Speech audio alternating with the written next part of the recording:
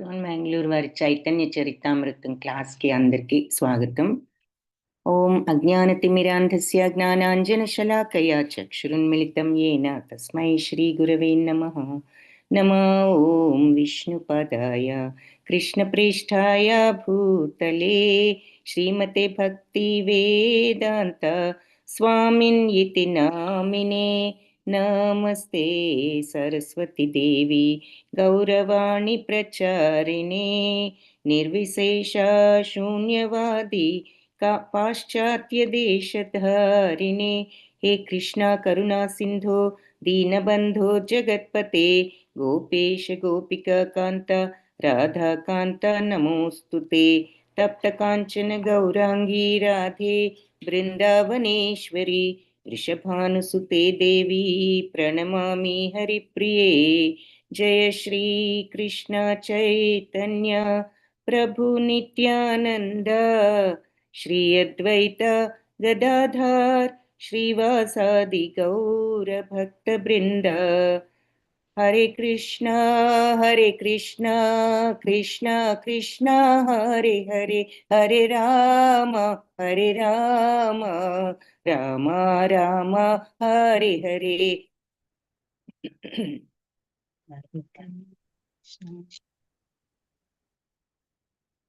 Follow అవ్వండి.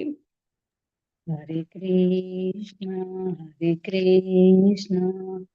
కృష్ణ కృష్ణ హరే హరే, హరే రామ హరే రామ రామ రామ హరే హరే.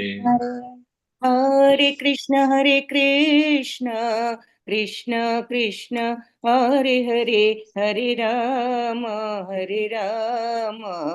राम राम हरे हरे. हरे कृष्ण कृष्ण कृष्ण हरे हरे, हरे Ram Ram Ram Hare Hare.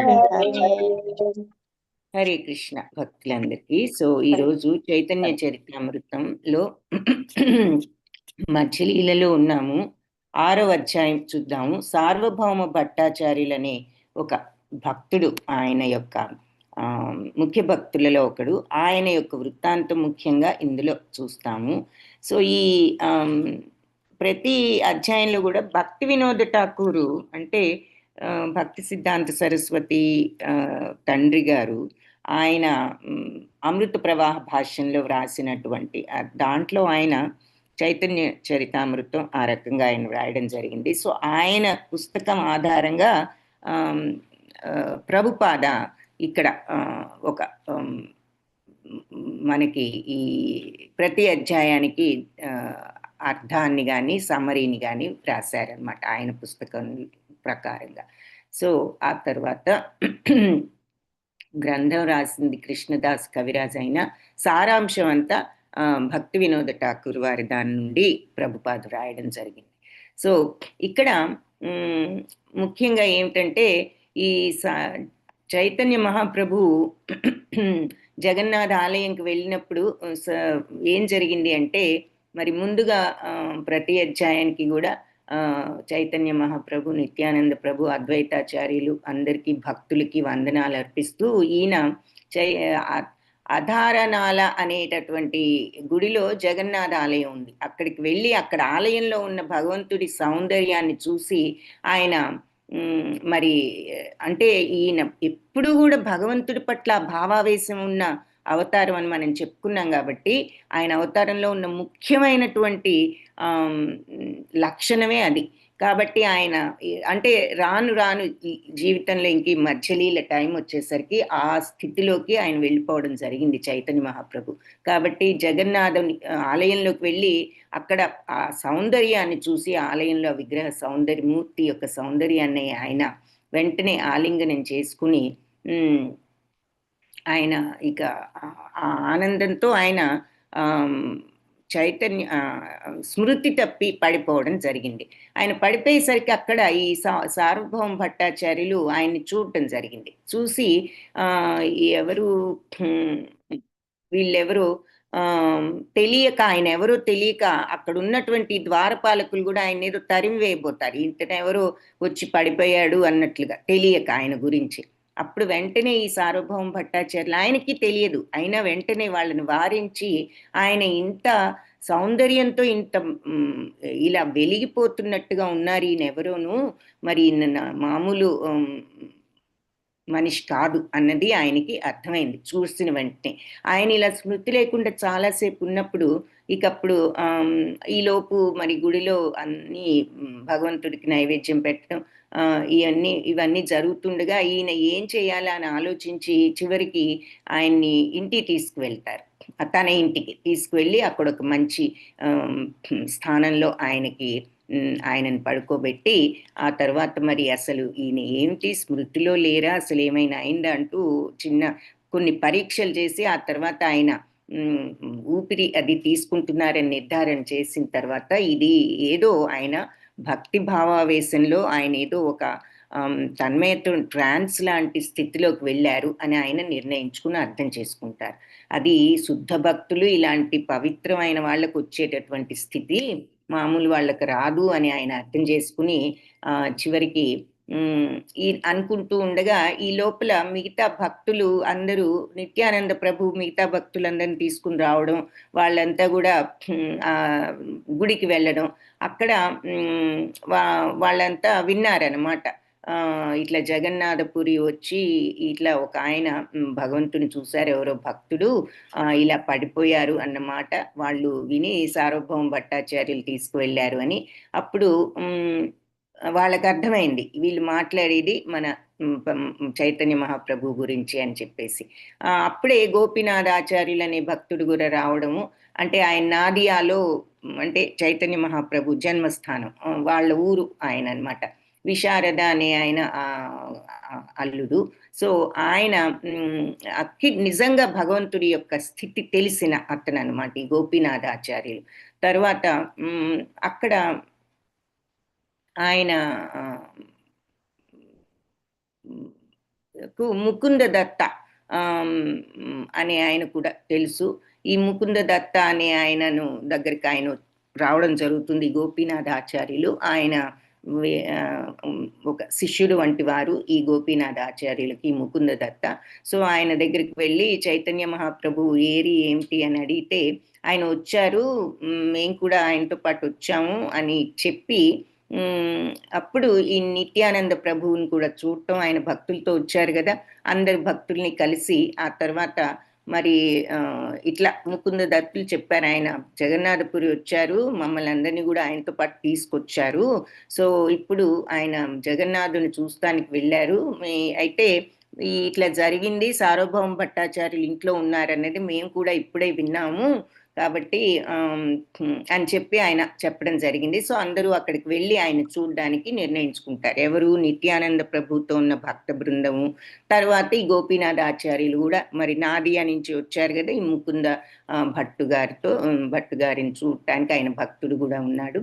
So వాళ్ళు అందరూ కూడా అక్కడికి వచ్చినప్పుడు వచ్చారు. సో వీళ్ళు ఈ సార్వభౌమ భట్టాచార్యులు మరి చాలా మర్యాదగా వీళ్ళందరినీ తన ఇంట్లోకి తీసుకువెళ్ళి వాళ్ళందరికీ సరి అయినటువంటి స్వాగతము, తర్వాత అవన్నీ కూడా ఇచ్చి తన యొక్క కుటుంబంలో తన కుమారుడైన చాందనేశ్వరుడితోనే వాళ్ళందరికీ మర్యాదలు చేయించడం జరిగింది. సో అది మరి ఆ తర్వాత అందరూ మరి గుడిలో జగన్నాథ దర్శనం అదంతా చేసుకున్న తర్వాత నిత్యానంద ప్రభు కూడా ఆయనకు కూడా భావావేశం కలిగింది. మరి ఆయన భగవంతుడి బలరామ అవతారం కాబట్టి భగవత్ విస్తరణం ఉన్నది కాబట్టి భగవంతుడి యొక్క శక్తి కానీ ఆయన యొక్క భావాల్లో కానీ ఈయన కూడా కొంత భాగం పంచుకోవడం జరుగుతుంది. సో నిత్యానంద ప్రభు కూడా అలాగే భక్తుడు కాబట్టి ఆయన కూడా ఆల్మోస్ట్ స్మృతి కోల్పోయే స్థితి వచ్చిందట ఆయనకు కూడా. ఆ తర్వాత అక్కడ ఆయనకు ఆ పూజారి గారు తీసుకొచ్చి ఒక దండ సమర్పించడం, ఏది భగవంతుడికి వేసిన దండ తీసేసిన తర్వాత ఆయనకు ఇస్తూ ఉంటారు కదా భక్తులకు, సో ఆయనకు సమర్పించడం. సో అందరూ కూడా అలా ఆయన అది ఆయన దండ వేసుకోవడం, అదంతా చూసి అందరూ తృప్తి పడిన తర్వాత వీళ్ళంతా చైతన్య మహాప్రభుని చూడటానికి హరే కృష్ణ అంటూ మంత్రాన్ని జపించుకుంటూ వెళ్ళారు. అప్పుడు చైతన్య మహాప్రభు వాళ్ళు వెళ్ళేటప్పటికి ఆయన కూడా స్మృతిని తిరిగి మళ్ళీ తెచ్చుకుని ఆయన కూడా హరి హరి అంటూ నామం జపిస్తూ లేవడం జరిగింది. సో ఇదంతా చూసి ఆయన మళ్ళీ లేవడం చూసి సార్వభౌమ భట్టాచార్యులు చాలా తృప్తి చెందారు.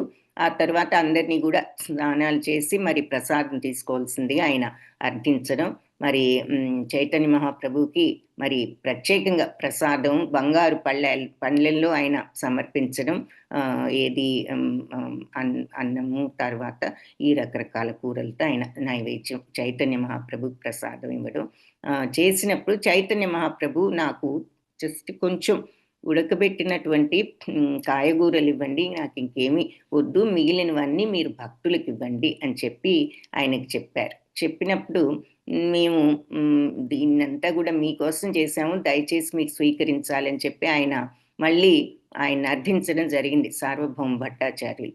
సో అప్పుడు ఇక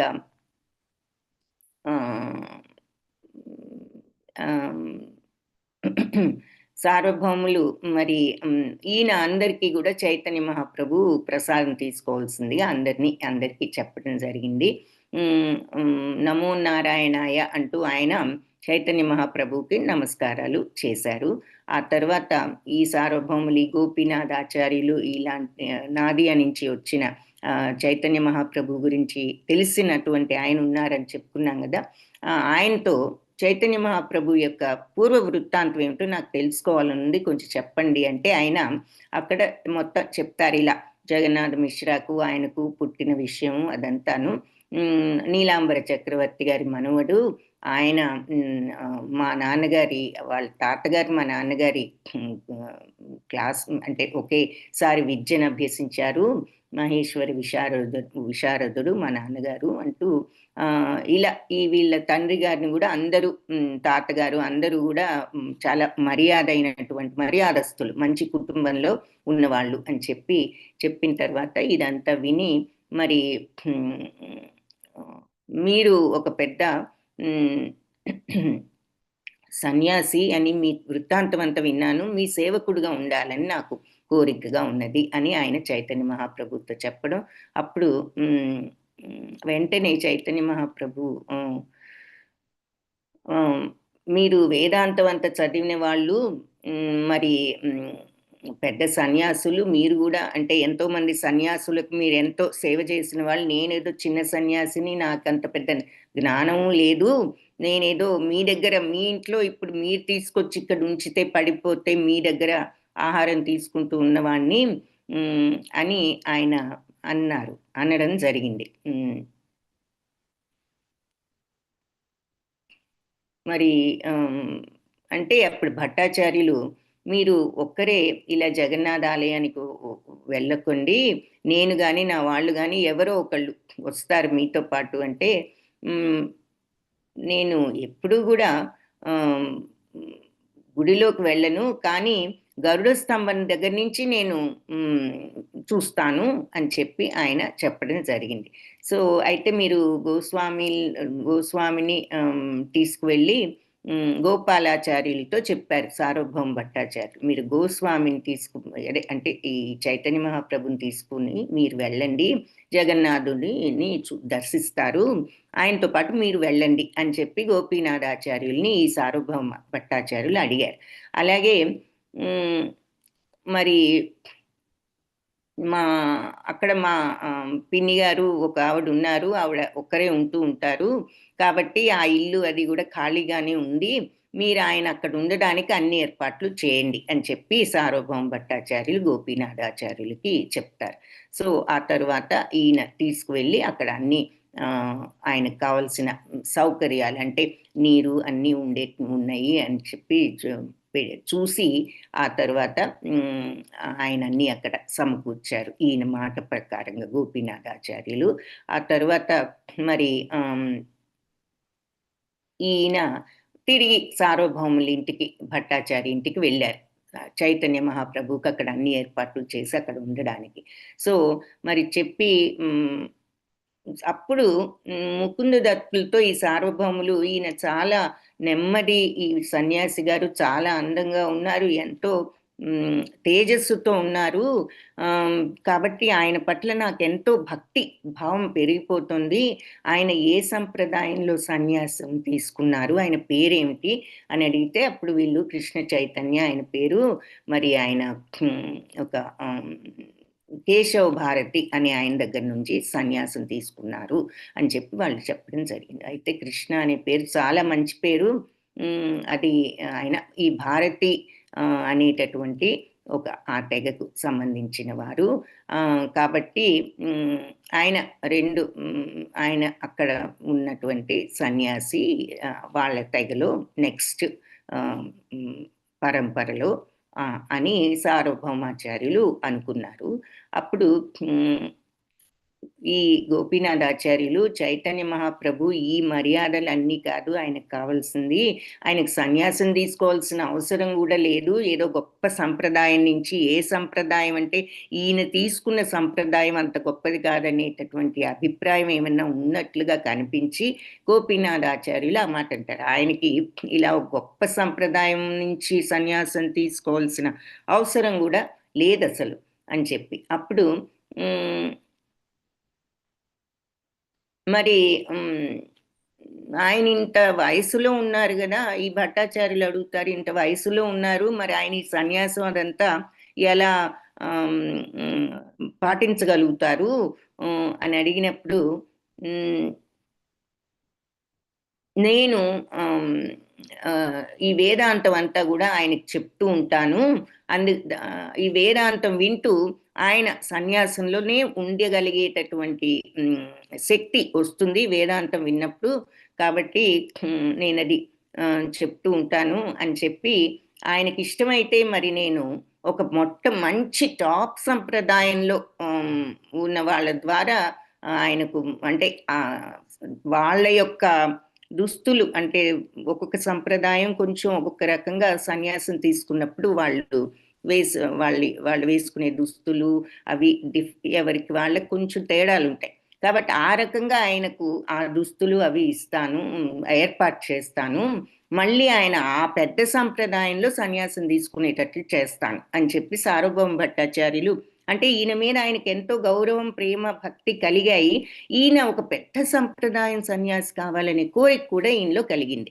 అయితే అప్పుడు అని చెప్పినప్పుడు ఈ గోపీనాథాచార్యులు ముకుంద దత్త చాలా బాధపడ్డారు, ఇదేమిటి ఈయన అర్థం చేసుకోవడం లేదు అని నీకు తెలియడం లేదు, ఆయన ఒక భగవంతుడు, స్వయంగా భగవంతుడి అవతారం అని చెప్పి, మరి అది మామూలు వాళ్ళకి అర్థం చేసుకోవడం చాలా కష్టం అని చెప్పి అంటే, ఈ సార్వభౌమ భట్టాచార్యులు ఆయన అనుయాయులు చాలా మంది ఉన్నారు కదా అక్కడ, మరి వాళ్ళ ఇంటి దగ్గర, సో వాళ్ళంతా మీకు ఈయన భగవంతుడు అవుతారని మీకెలా తెలుసు అని వాళ్ళు అడగడం జరిగింది.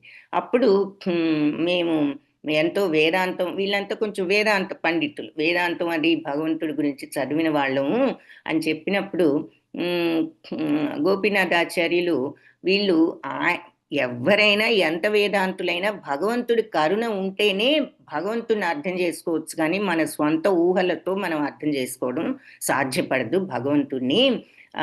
ఎవరైనా సరే కొంచెమైనా భగవంతుడి యొక్క అనుగ్రహం ఉన్నది అంటే ఎలా వస్తుంది భగవద్ అనుగ్రహం అంటే? భక్తి, మన యొక్క భక్తిని బట్టి వస్తుంది, మన యొక్క విశ్వాసాన్ని బట్టి వస్తుంది. సో అలా మన విశ్వాసంతో మనం ఆ అనుగ్రహాన్ని సంపాదించగలిగినప్పుడే భగవంతుడిని అర్థం చేసుకోగలుగుతాము అని చెప్పి గోపీనాథాచార్యులు చెప్పడం. ఆ తర్వాత మరి మీలో ఎవరికైనా కూడా ఎవరి పట్లైనా భగవంతుడి యొక్క అనుగ్రహం ఉన్నది అంటే మీరే అర్థం చేసుకోగలుగుతారు అని చెప్పి వాళ్ళు చెప్పడం జరిగింది. తర్వాత సార్వభౌమ భట్టాచార్యులతో, నువ్వు గొప్ప వేదాంత పండితుడవి కాబట్టి నీలాంటి వాడు ఇంకెవరు లేరు, కాబట్టి నువ్వు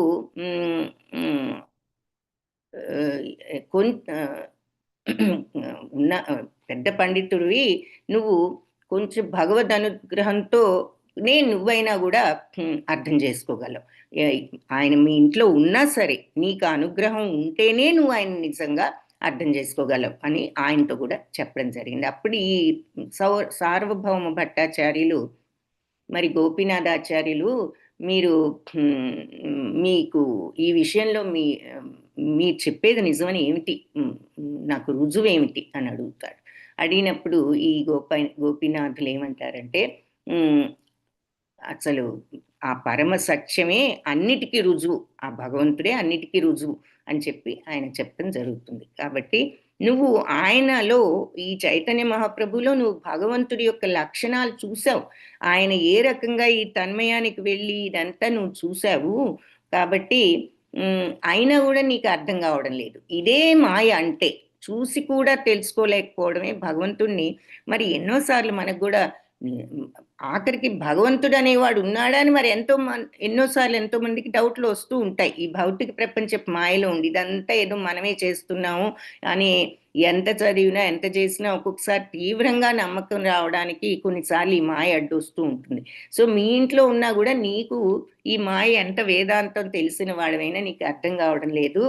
మరి అందరం కూడా బహిర్ముఖ జన అనేటటువంటి ఈ బాహ్య శక్తిలో ఉండిపోయి మనకి నిజమైనటువంటి ఆ చైతన్యం ఏమిటో మనందరికీ అర్థం కాదు అని చెప్పినప్పుడు ఈ భట్టాచార్యులు మరి మేమందరం కూడా ఈ రకంగా చర్చలు చేసుకుంటున్నాము, దీనిని గురించి, ఈ పరమసత్యాన్ని గురించి మీరు కోపగించుకోవద్దు, నేను విషయాన్ని చెప్తున్నాను, శాస్త్రాలన్నీ కొంచెం చదివాం కాబట్టి మీరు వేరేగా అనుకోక్కర్లేదు. చైతన్య మహాప్రభు మరి మామూలు భక్తుడు కాదు, కానీ ఆయన్ని భగవద్ అవతారం అంటే మాకు ఒప్పుకోవాలని మాత్రం అనిపించడం లేదు. ఈ కలియుగంలో భగవంతుడి యొక్క అవతరణ లేదు ఇంకా అన్నట్లుగా ఆయన చెప్పడం జరిగింది. ఆ తర్వాత విష్ణువుకి త్రియుగ అంటే అనే పేరున్నది. కలియుగంలో మరి ఆయన అవతరించడం అనేది ఇప్పుడే లేదు అని చెప్పి శాస్త్రాల్లో ఉన్నది అని చెప్పడం జరిగితే ఈ గోపీనాథాచార్యులకి ఇక కొంచెం బాధ అనిపించింది. ఈయన ఈ రకంగా ప్రస్తావించడం, నమ్మకపోవడం చెప్పినా కూడా. సరే మీకు అన్నీ తెలుసని మీరు అంటున్నారంటూ ఆయన మళ్ళీ భాగవతం, మహాభారతం ఇవన్నీ చాలా గొప్ప గొప్ప గ్రంథాలు కదా, వాటన్నిటిలో కూడా మరి భగవంతుడు అవతరిస్తూ ఉంటారు అని చెప్పి మనం చూసాము. ఈ కలియుగంలో లీలావతారం లేదు కాబట్టే మరి దానిని త్రియుగ అని అన్నారు, అది కూడా ఒక భగవంతుడి యొక్క పేరే అని చెప్పి గోపీనాథాచార్యులు ఎక్స్ప్లెయిన్ చేయడం జరిగింది. కాబట్టి ఇది తప్పనిసరిగా ప్రతి యుగంలో కూడా ఉంటూనే ఉంటుంది భగవద్ అవతరణ అని ఆయన, అందుకే మరి దాన్నే యుగ అవతారం అని అంటారు. కానీ మీరు మరి ఈ ఏదో లాజిక్ ఒకటి పట్టుకుని కలియుగంలో ఇది అవతారం లేదు అని మీరు అంటున్నారు కాబట్టి మీరు విషయాన్ని తెలుసుకోవడం లేదు. చాలా మంది మరి ఇలాగే కలియుగంలో మరి అది కల్కి అవతారమే కదా, ఇంకా వేరే లేదు అనుకుంటాం కదా, అది ఆ విషయం అలా అనమాట. ఆయన శాస్త్రాలు కల్కి అన్నారు, ఇది కాదు కదా అని ఆయన అన్నప్పుడు మనం అర్థం చేసుకోవడం లేదు. లీలా అవతారంలో లాగా రాకపోవచ్చు, బట్ ఎన్నో మిగతా అవతారాలు ఉంటాయి, అట్లా రావచ్చు భగవంతుడు అని చెప్తూ అని ఆయన చెప్పడం జరిగిందనమాట.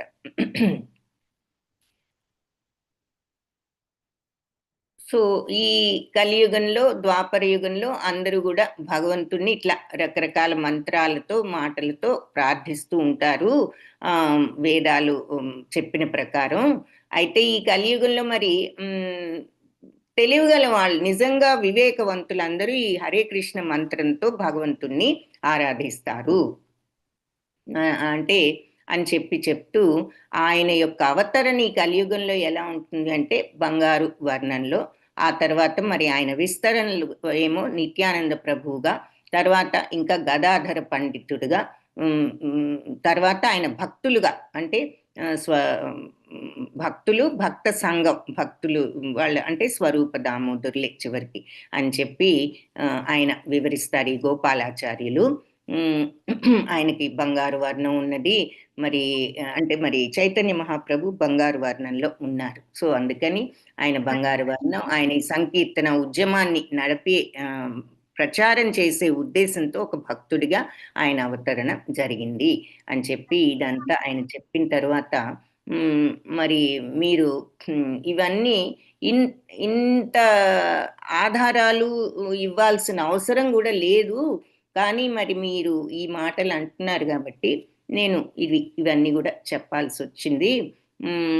ఆయన అనుగ్రహం ఉన్నప్పుడు మీకే అన్ని అర్థమవుతాయి మీకు అని ఆయన అనడం జరిగింది. సో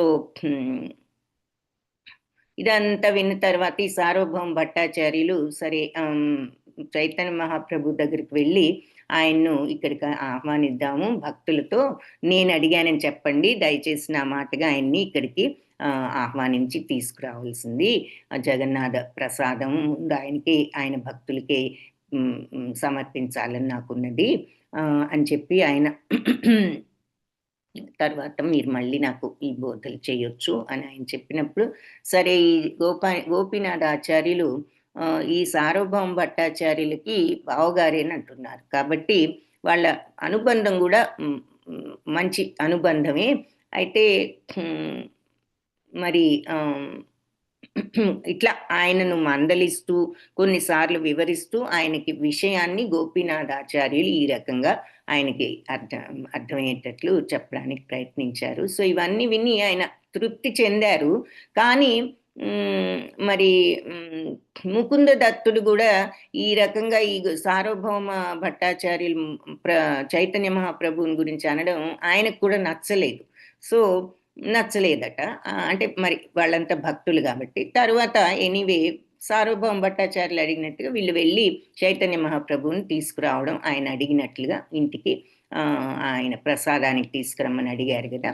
సో అప్పుడు చైతన్య మహాప్రభుకి అంతా తెలుసు కదా, మీరు ఆయనతో ఆ విధంగా మాట్లాడొద్దు, నన్ను ఎంతో ప్రేమగా అతను ఆదరించి చూశాడు వాళ్ళ ఇంటికి తీసుకువెళ్ళినప్పుడు, నన్ను ఒక తండ్రిగా ఆయన నువ్వు ఒక్కడే వెళ్ళొద్దు, గుడికి వెళ్ళినప్పుడు ఇట్లా నీకోసం ఒకరిని ఏర్పాటు చేస్తాను తీసుకువెళ్ళని ఆయన ఎంతో ప్రేమతో మరి నన్ను నా పట్ల ప్రేమను చూపించాడు. సో మీరు ఆయనతో ఈ రకంగా వాదులాడొద్దు అని ఆయన చెప్పడం జరిగింది. ఆ తర్వాత ఆయన వెళ్ళి మరి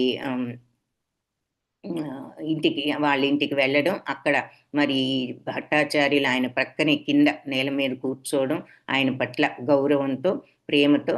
ఆ తర్వాత భట్టాచార్యులు మరి వేదాంతం అనేది సన్యాసికి తెలియాలి కాబట్టి మీరు వేదాంతం తెలుసుకోవాలి అని చెప్పినప్పుడు, నువ్వు చైతన్య మహాప్రభు నీకు నా పట్ల చాలా దయ ఉన్నది కాబట్టి నేను చెప్పినట్లుగా వింటాను అని చెప్పి ఆయన అనడం. ఆ తర్వాత ఒక వారం రోజులు ఈయన వేదాంతం చెప్పడం సార్వభౌమ భట్టాచార్యులు చైతన్య మహాప్రభుకి. చైతన్య మహాప్రభు ఏమీ చెప్పకుండా ఇది కరెక్ట్ చెప్తున్నావు, తప్పు చెప్తా, ఆయనకు అన్నీ తెలుసు, అయినా అక్కడ మౌనంగా కూర్చుని ఆయన చెప్పేది అంతా కూడా ఆయన వారం రోజుల పాటు విన్న తర్వాత 8వ రోజు సార్వభౌమ భట్టాచార్యులు మరి నువ్వు వేదాంతం అంతా వారం నుంచి వింటున్నావు, మౌనంగా ఉంటున్నావు, మరి ఇది తప్ప ఒప్ప ఏమిటి అనేది నువ్వేమీ అడగడం లేదు, నాకు అసలు అర్థం కావడం లేదు, నువ్వు అసలు నీకు అర్థమవుతుందో లేదో మాకు తెలియడం లేదు అంటాడు. అప్పుడు చైతన్య మహాప్రభు నేను ఒక ఏమీ తెలియని ఒక మూర్ఖుడను కాబట్టి నాకు ఈ వేదాంత సూత్రాలు ఇవన్నీ నేను చదవలేదు కాబట్టి నువ్వు చెప్పావు కాబట్టి నువ్వు చెప్పేదంతా వింటున్నాను, నువ్వు అడిగావు కాబట్టి. మరి ఈ సన్యాసం సన్యాసులందరూ తెలుసుకోవాలని నువ్వు అన్నావు కాబట్టి నేను వింటున్నాను, కానీ నువ్వు చెప్పేది నాకేమీ అర్థం కావడం లేదు, నువ్వు అన్నావు కాబట్టి వింటున్నాను అని ఆయన అన్నప్పుడు, నీకు అర్థం కావడం లేదనేది నాకు అర్థమైంది అని ఈయన అంటారు. అర్థమైంది, అర్థం కానప్పుడు మరి మనం మళ్ళీ మళ్ళీ వింటూ ఉండాలి, అలా వింటున్నావు అడగాలి, మరి అర్థం కానప్పుడు నువ్వు అలా మౌనంగా ఉంటే ఎలా, నాకు తెలియదు కదా అని ఆయన అన్నప్పుడు చైతన్య మహాప్రభు నాకు అర్థమవుతాయి, నాకు మీనింగ్ అర్థమైంది, కానీ నువ్వు చెప్పేటటువంటి బోధ నాకు కొంచెం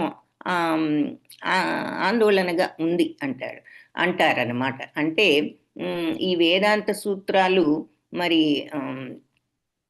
వాటి యొక్క నిజమైన అర్థాన్ని నువ్వు వెల్లడించడం లేదేమో అని చెప్పి నాకు అనిపిస్తుంది. అసలు వాటి అంతరార్థాన్ని నువ్వు కప్పివేశావు అని చెప్పి చైతన్య మహాప్రభు చెప్తారు. డైరెక్ట్గా నువ్వు అసలు దాని బ్రహ్మసూత్రాల యొక్క అర్థం ఏమిటో చెప్పట్లేదు, నువ్వు దాని బదులు నువ్వు దాన్ని అర్థాన్ని కప్పి వేరే రకంగా చెప్తున్నావు. వేదాంత సూత్రాలంటే ఏమిటి? ఉపనిషత్తుల యొక్క ఉపనిషత్ సారాంశమే వేదాంత సూత్రాలు. వాటిల్లో ఉన్న అర్థం ఏమిటి అంటే ఉపనిషత్తుల్లో చెప్పినదే వేదాంత సూత్రాలను అనండి, వ్యాస సూత్రాలని కూడా అంటారు. వేదాంత సూత్రాలు, వ్యాస సూత్రం, బ్రహ్మసూత్రం అన్నీ ఒకటే. సో ఈ ఉపనిషత్ సారమే ఉన్నది వేదాంత సూత్రాల్లో. కానీ ఒక్కొక్క సూత్రానికి కూడా మరి డైరెక్ట్గా సూత్రం చెప్పినట్లుగా మనం అర్థం చేసుకోవాలి. అంతేగాని ఇలా తప్పుగా మనం వాటిని అర్థం చేసుకోకూడదు మన సొంత ఊహలతో. మీరు అలా చేయడం జరిగింది. మరి ఈ వేదాలను మరి డైరెక్ట్గా సరి అయిన ప్రామాణికుల దగ్గర నుంచి వింటే గానీ మనకు ఆ సరి అయిన అర్థం కాదు. లేదంటే ఇలా తప్పు అర్థాలతో మనం తప్పు మార్గంలోకి వెళ్తాం అని చెప్తూ మరి ఈ శంఖాలు కానీ పేడ కానీ ఇవన్నీ కూడా మరి ఏమిటి అన్నీ కూడా పవిత్రం అనే చెప్తాయి వేదాలు. మరి శంఖం కానీ ఆఖరికి మరి గోవు పేడ కూడా మరి చాలా పవిత్రం అని చెప్తూ ఉంటారు కదా. కాబట్టి ఇలా కొన్ని వేదాల్లో చెప్పారు, మనందరికీ కూడా అర్థమయ్యే రకంగా అక్కడ ఏది చెప్తే మనం దాన్ని స్వీకరించాలి. అంతేగాని మన సొంత ఊహలను జోడించి దాని అర్థాన్ని మార్చకూడదు అని బ్రహ్మసూత్రాలు మరి ఇదంతా చైతన్య మహాప్రభు చెప్పడం అన్నమాట. ఆయనకు 1 వీక్ పాటు విని ఇదేమిటి నువ్వు ఏమీ ప్రశ్న అడగకుండా అలాగే వింటున్నావు అంటే అప్పుడు ఆయన ఇదంతా చెప్పారనమాట. వాటి నిజమైన అర్థం ఎలా ఉంటుంది, ఎలా అర్థం చేసుకోవాలి అనేది తప్పుగా అర్థం చేసుకోకూడదు. సరి అయిన వాళ్ళ దగ్గర విన్నప్పుడే మనం డైరెక్ట్గా అవి ఏం చెప్తున్నాయో దాన్ని ఉన్నట్లు అర్థం చేసుకోగలము అని చెప్తూ ఇదంతా చెప్పడం జరిగింది. ఇంకా మరి ఇవన్నీ కూడా మరి అసలు ఆ పరమ సత్యాన్ని గురించి చెప్పేటటువంటి వేదాలు, ఆ భగవంతుని గురించి చెప్పేటటువంటి వేదాలు. మరి ఆ పరమ సత్యం అనేది భగవంతుడే స్వయంగాను. కాబట్టి నువ్వేమో అంటే ఇక్కడ ఈ వేదాంత తత్వంలో అంటే నిరాకార తత్వం, భగవంతుడు పరమ సత్యం, అది ఒక శక్తి అన్న భావనలో చెప్తున్నారనేది మనకి ఇక్కడ ఈయన మాటలను బట్టి అర్థమవుతుంది. సో అందుకని చైతన్య మహాప్రభు భగవంతుడు ఆ పరమ సత్యం ఎవరో కాదు, సాక్షాత్తు భగవంతుడు. ఆయనకి ఉన్నది ఆకారం విష్ణుమూర్తి, ఆయన మరి కృష్ణ అవతారం ఉన్నది. కాబట్టి వేదాలు ఈ పరమ సత్యాన్ని ఇట్లా నిరాకార తత్వంలో శక్తి అని పరమసత్యం అని చెప్పినా కూడా చివరికి అవన్నీ కూడా ఒక ఆకారంతో ఉన్న భగవంతుడే అని, భగవంతుడే ఆ పరమసత్యం అని కూడా చెప్తాయి. పరమసత్యమే భగవంతుడు అంటూ మొదలుపెట్టిన ఆ పరమసత్యం ఎవరో కాదు, ఈ భగవంతుడే అని చెప్తాయి. కాబట్టి భగవంతుణ్ణి మరి 2 రకాలుగాను ఈ రకంగా అర్థం చేసుకోవచ్చు. ఏది పరమసత్యము, భగవద్ రూపంగాను. కాబట్టి ఈ 2 రకాలుగా అర్థం చేసుకున్న వాళ్ళే నిజంగా భగవంతుణ్ణి, ఆ పరమ సత్యాన్ని అర్థం చేసుకున్న వాళ్ళు అని చెప్తున్నారనమాట. ఇంకా మిగిలిన వాళ్ళు మరి అలా చేసుకోకపోతే, 2 రకాలుగా మనం అర్థం చేసుకోకపోతే మనం కంప్లీట్గా ఆ తత్వాన్ని తెలుసుకున్న వాళ్ళం అవ్వము అని చెప్పి ఇక ఈ విశ్వంలో ప్రతిదీ కూడా ఆ పరమసత్యం నుంచి వచ్చినదే. అన్నీ పరమసత్యంలోనే ఉంటాయి, అందులోనే ఉండి ప్రవర్తిస్తూ ఉంటాయి, నడుస్తూ ఉంటాయి. అంటే విశ్వం పుట్టడం ఏమిటి, నడవడం ఏమిటి, చివరికి విలీనం అవడం కూడా ఆ పరమసత్యంలోనే విలీనం అవుతుంది. కాబట్టి ఈ దేవాది దేవుణ్ణి మరి 3 రకాలుగా మనం చూడొచ్చు. అంటే ఆయనే మరి సృష్టి, స్థితి, లయ అని ఆయన చెప్పి ఇంకా మరి ఇట్లా ఆయన అట్లా భౌతిక ప్రకృతి వైపు ఆయన దృష్టి సారిస్తే ఆవిడ క్రియేషన్ అంతా కూడా చేస్తుంది అని చెప్పారనమాట.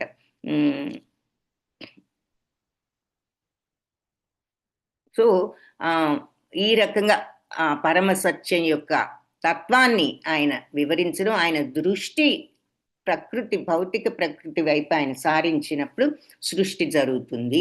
మయాధ్యక్షేణ ప్రకృతి సూయతే సచరాచరం అని మనం భగవద్గీతలో కూడా చూస్తాం కదా. సో నా అధ్యక్షతలో ఈ ప్రకృతి జగద్వి పరివర్తతే, జగత్తు నా ప్రకృతి సృష్టిస్తోంది, విలీనం చేస్తుంది. ఎలా? నా అధ్యక్షతలో, మయా అధ్యక్షేణ అన్నారు. కాబట్టి అది ఇక్కడ చెప్తున్నారనమాట. ఆయన యొక్క దృష్టి ప్రకృతి మీద పడిన వెంటనే ప్రకృతి ఇది సృష్టించడం ఇవన్నీ చేస్తోంది అని ఆ భగవంతుడి యొక్క దృష్టిని గురించి చెప్తూ, ఆ బ్రహ్మన్ అనేది మరి అంటే భగవంతుడే.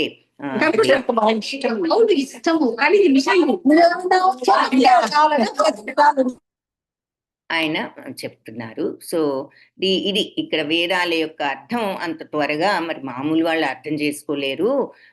కాబట్టి ఇదంతా కూడా పురాణాల్లో ఈ రకంగా ఈజీగా అర్థమవుతుంది కదా, కథలాగా చెప్తే.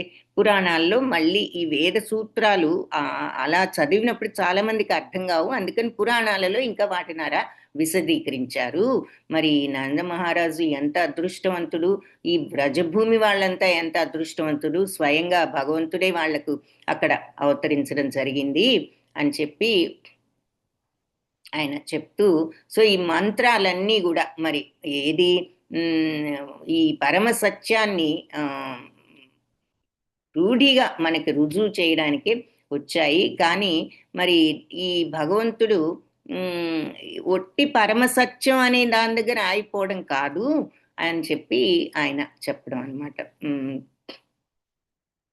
నువ్వు మరి భగవంతుడు యొక్క ఈ పరమసత్యం, మరి భగవంతుడికి 6 శక్తులు ఉన్నాయని చెప్పుకుంటాం కదా. మరి ఆయన సౌందర్యవంతుడు, ఐశ్వర్యవంతుడు, సర్వశక్తివంతుడు, ఇవన్నీ ఉన్నాయి కదా 6. సో ఇవి మరి నువ్వు భగవంతుడికి ఆయనకి మూర్తి అనేది లేనప్పుడు నువ్వు దేనికి ఆపాదిస్తున్నావు ఈ శక్తులన్నీ? ఆ భగవంతుడు మరి ఆయనకి ప్రథమంగా మరి 3 శక్తులు సృష్టి స్థితి లయ ఆయన లేనప్పుడు ఇవన్నీ ఎవరు చేస్తున్నారు అంటూ భగవంతుడి యొక్క రూపం గురించి ఆయన చెప్పారనమాట మొత్తం మీద. సో ఈ క్షేత్రజ్ఞాశక్తి అనేటటువంటి ఈ మన యొక్క బాడీ. కాబట్టి ఈ బాడీ లో మనం ఇట్లా ఈ 3 రకాల త్రివిధ తాపాలు అంటాం కదా, ఆ త్రివిధ తాపాలతో ఈ భౌతిక ప్రపంచంలో మనం అవిద్యతో ఉంటున్నాము. మరి ఉంటూ మనం లోపల ఉన్నటువంటి ఈ భగవంతుని మనం తెలుసుకోలేకపోతున్నాము అని చెప్పి, మరి భగవంతుడు అంటే ఎవరు అంటే సచ్చిదానంద విగ్రహుడు అని అంటే ఏమిటి? మరి ఆయనకు మరి అన్ని శక్తులు అంటే ఆయన సత్యము, ఆ తర్వాత ఆ సత్యాన్ని ఎరిగినవాడు, ఆ సత్యాన్ని ఎరిగినప్పుడు వచ్చే ఆనందం కూడా ఉన్నవాడు, ఆ జ్ఞానం ఉన్నవాడు. సత్ అంటే నిత్యమైనది, శాశ్వతమైనది. అది ఉన్నప్పుడు ఏమిటంటే కల్మషరహితంగా ఉండేది. అలా కల్మషరహితంగా ఉండటమే జ్ఞానం. చిత్తు అంటే జ్ఞానం. ఆ జ్ఞానం ఉన్నప్పుడు వచ్చేదే ఆనందం. సో నిత్యమైనది, సత్యమైనది, జ్ఞానవంతుడు. అలాగే అందుకే ఆయన సచ్చిత్ ఆనందుడు అని చెప్తూ దీన్ని ఇదే మరి భగవంతుడి యొక్క చిత్తంలో ఉన్న శక్తి, చిత్తశక్తి, అవన్నీ కూడా ఆ జ్ఞానం భగవంతుడికి ఉన్నది. అంటే త్రిగుణాతీతమైనటువంటి తత్వం, కల్మషరహితమైన తత్వం, ప్యూర్ తత్వం. ఇంకా దాంట్లో ఏ కల్మషాలు, కోపాలు, తాపాలు మనకు వచ్చినట్టు అవేవి ఉండవు. శుద్ధమైనటువంటి తత్వం, త్రిగుణాలకు అతీతం కాబట్టి. సో ఇది భగవత్ తత్వం, ఆయన యొక్క మూర్తిది అని చెప్తూ మనలాగా కాదు. కాబట్టి ఈ భౌతిక ప్రపంచంలో 3 గుణాలకు అతీతుడు అని చెప్పి ఆయన చెప్పడం జరిగింది. సో ఈ రకంగా భగవంతుని గురించి ఇంతగా మరి మళ్ళీ మొత్తం దాదాపు భగవద్గీతలో కూడా మరి పంచభూతాలు, తర్వాత మనసు, బుద్ధి, అహంకారం 8 కూడా నా శక్తులే అని చెప్పి, కానీ అవి నా శక్తిలో కొంచెం తక్కువ శక్తి, ఇంతకంటే ఉన్నతమైన ఉంది, అది అందరిలో ఉన్న చైతన్యం అని చెప్తారు కదా.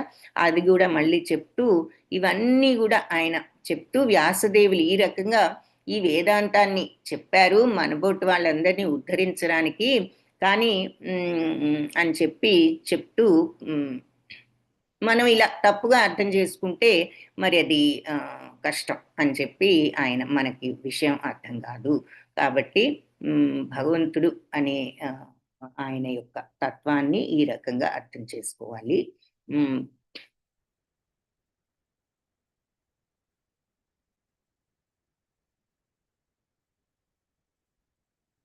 అని ఆయన ఈ వివరంగా ఈ తత్వాన్నంతా కూడా చెప్పడం జరిగింది. ఆ తర్వాత భట్టాచార్యులు మరి ఇంకా ఈ తత్వాన్ని కొంత వివరిస్తూ చైతన్య మహాప్రభు చెప్పినప్పుడు చైతన్య మహాప్రభు ఆయన వివరణ అన్నిటిని కూడా ఆయన ఖండించి దాన్ని ఏ రకంగా అర్థం చేసుకోవాలనేది ఆయనకి చెప్పడం జరిగింది. కాబట్టి చివరికి ఈ తత్వాన్నంతా కూడా ఆయన దగ్గర విన్న తరువాత మరి సార్వభౌమ భట్టాచార్యులకి ఆశ్చర్యపోయారు. ఇదంతా ఆయనకి ఒక వేరు రకంగా ఉన్నదనమాట, ఆయనకు తెలిసిన దానికన్నా ఈ ఈ ఈ చర్చ. కాబట్టి అప్పుడు చైతన్యులు నువ్వు ఆశ్చర్యపోవద్దు, భక్తి అనేది అన్నిటికంటే ఉత్తమమైనటువంటి మార్గం. కాబట్టి వీళ్ళంతా ఈ భక్తి మార్గంలోకి నిజమైన వాళ్ళు వివేకవంతులు వెళ్తూ ఉంటారు.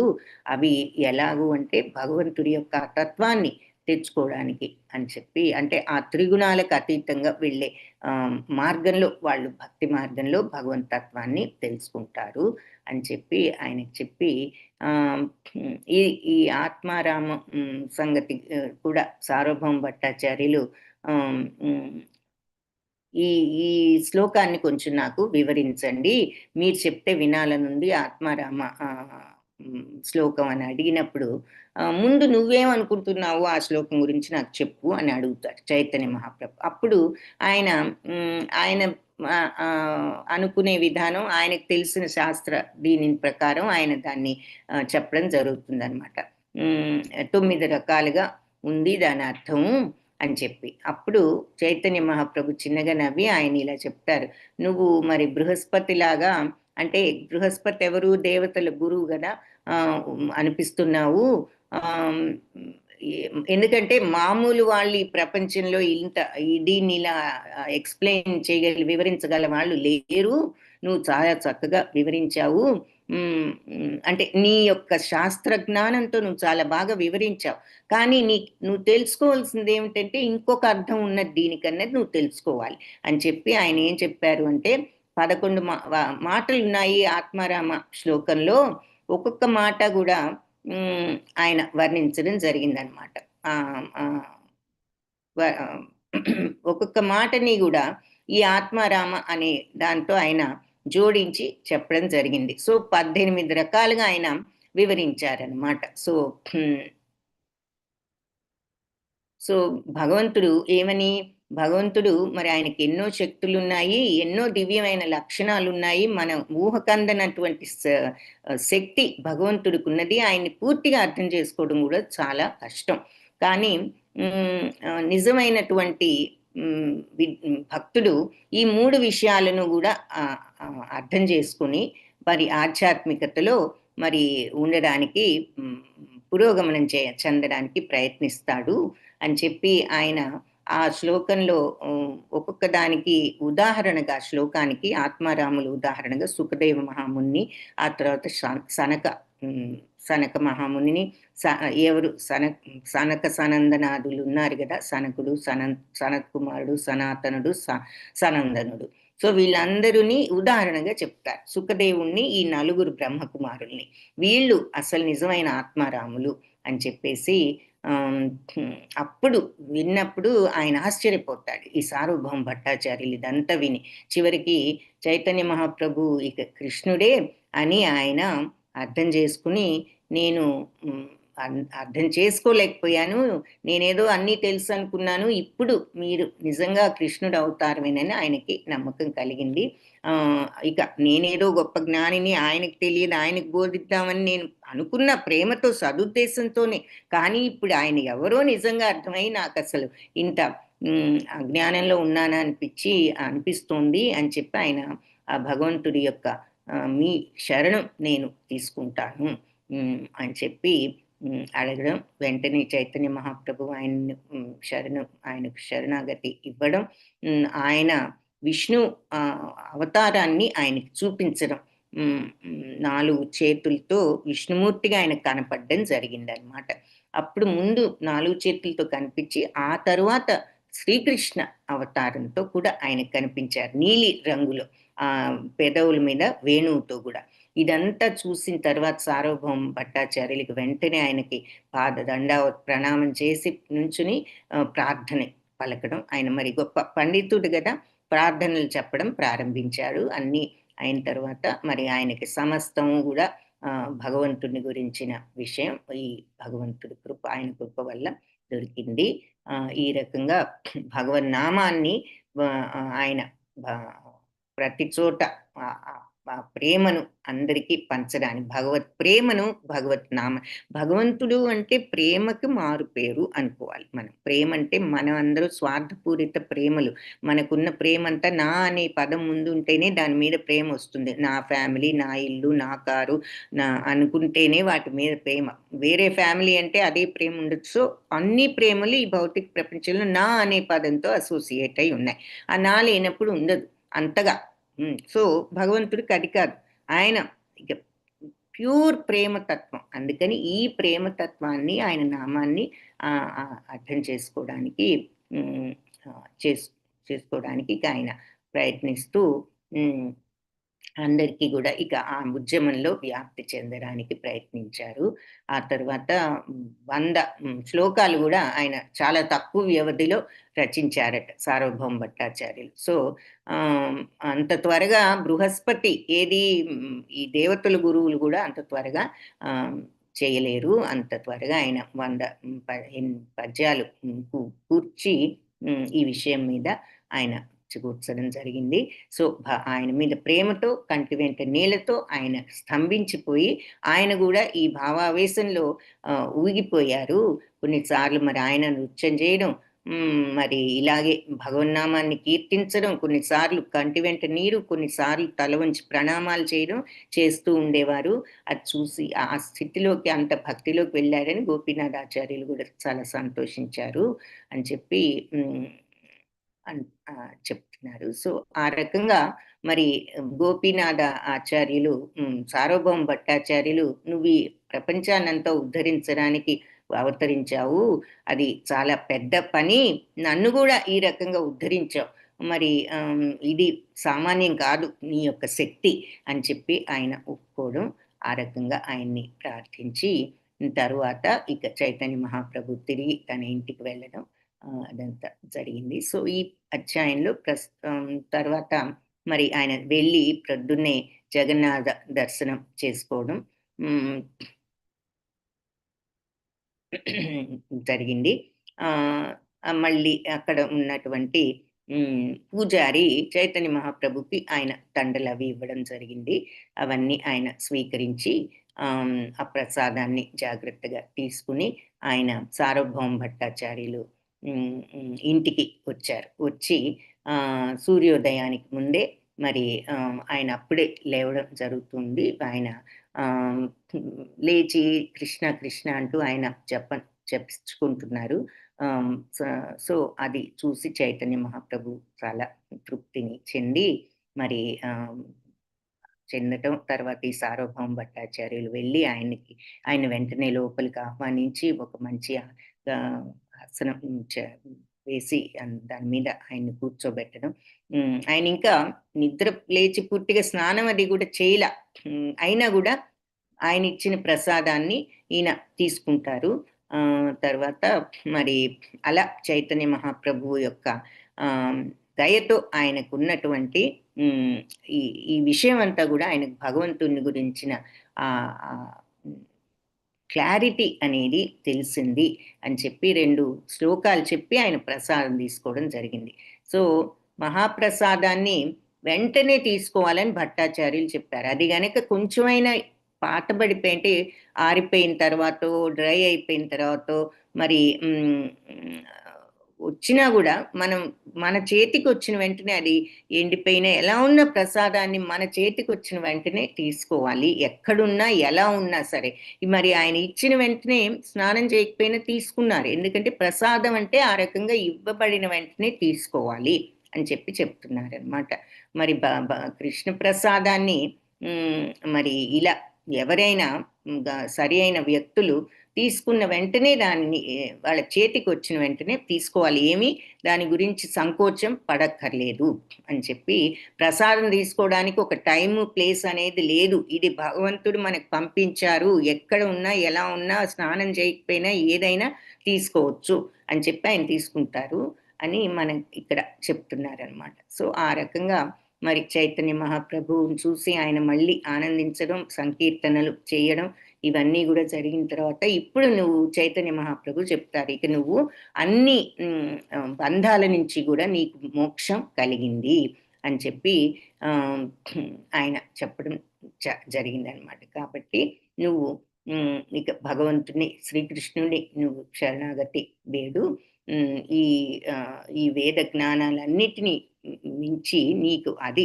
పూర్తి మోక్షాన్ని, ఆనందాన్ని ఇస్తుంది అని చెప్పి ఆయన చెప్పడం జరిగింది. సో ఈ రకంగా సార్వభౌమ భట్టాచార్యులు తర్వాత మనం ఆయన గురించి చూస్తూనే ఉన్నాం, వింటూనే ఉన్నాం, ఆయన ఏ రకంగా ఆయనకు భక్తుడైనది మనకి ఈ అధ్యాయంలో చెప్పారనమాట. సో అలా అన్నీ చెప్పి నువ్వు ఇంత గొప్ప భక్తుడు, అలాగే గోపీనాథాచార్యులతో కూడా మరి నేను నీకు బంధువుని కాబట్టి నాకు ఈ అదృష్టం లభించింది, నువ్వెంతో గొప్ప భక్తుడివి, నేనేదో అన్ని నాకు తెలిసి శాస్త్రాలు అనుకున్నాను కానీ నేనే అంధకారంలో ఉన్నాను, నీకు ఈయనతో ఉన్నటువంటి అనుబంధంతో నాకు కూడా ఈ అదృష్టం కలిగింది అని ఆయన చెప్పడం, చైతన్య మహాప్రభువు కూడా ఎంతో తృప్తితో నువ్వు ఇప్పుడు వెళ్ళి జగన్నాథుని దర్శించుకోమని ఆయన్ని ఆశీర్వదించడం, వీళ్ళంతా వెళ్ళడం, ఇదంతా చెప్తున్నారు. సో అది ఈ అధ్యాయంలో మనం ముఖ్యంగా చూసిన విషయం ఏమిటి అంటే, ఈ రకంగా సార్వభౌమ భట్టాచార్యులకు మోక్షాన్ని ఇవ్వడం చేశారు చైతన్య మహాప్రభు అన్నది. ఇది ఈరోజు క్లాసు. వాంఛాకల్పతరుభ్యశ్చ కృపా సింధుభ్య ఏవ చ పతితానాం పావనేభ్యో వైష్ణవేభ్యో నమో నమః. హరే కృష్ణ. అందరికీ హరే కృష్ణ మాతాజీ. హరే కృష్ణ మాతాజీ.